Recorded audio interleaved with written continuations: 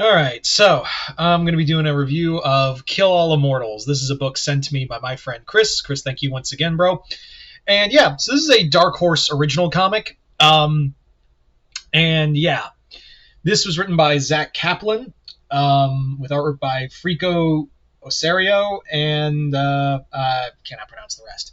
Anyway, so this comic is basically a mini series that the sequel is coming out. Apparently, I think it is already out, and basically, this series is essentially it's basically John Wick meets Immortals, or should I say John Wick meets God of War, or something of that nature.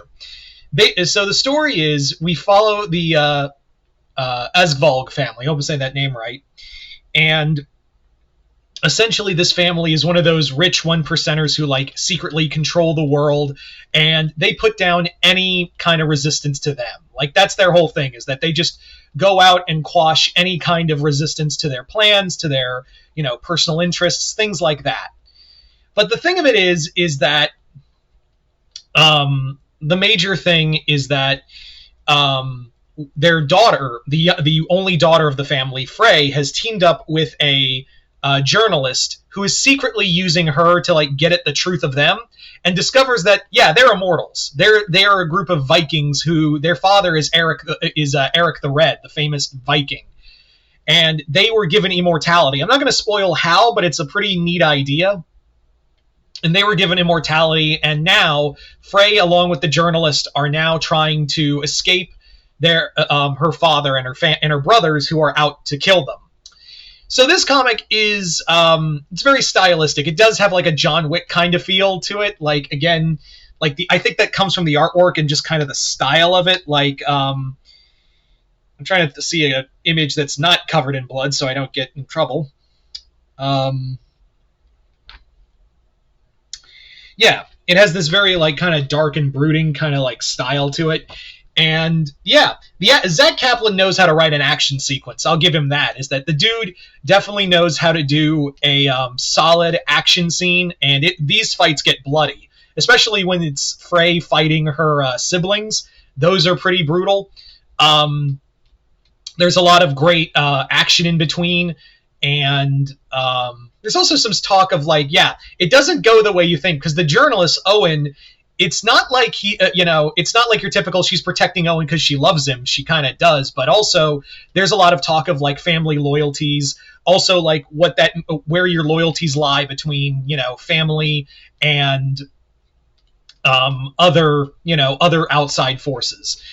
I really do like that. And again, I always, this is really cool because it does remind me a lot of like, it's actually, I'll tell you what it does feel like. John Wick meets Highlander. That's what it really feels like, even though it isn't like the Immortals are, there can only be one, and they do brutalize each other pretty good.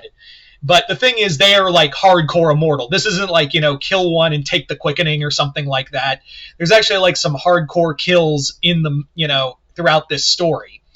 But they're immortal, and it actually is well paced for a 5-issue miniseries. I will say that it actually does feel like a solid, well paced comic, and the ending does give you to be continued, which we do know it is continued.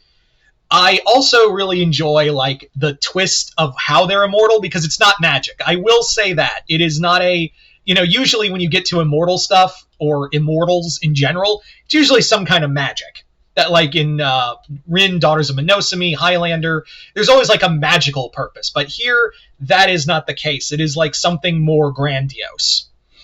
Among other things, there's also the whole thing of there's the whole thing of what Frey needs to do and what she wants to do. There's a real divide between the two. I will say, though, that the ending, before we get to the epilogue, really does feel like it's kind of, wow, that was fast. But for 5 issues, I think I think they did a solid story. And it does give like almost like Kill All Immortals was clearly meant to be like a movie script. Like it really does feel like Zach Kaplan wrote this as like a script to a movie. But yeah.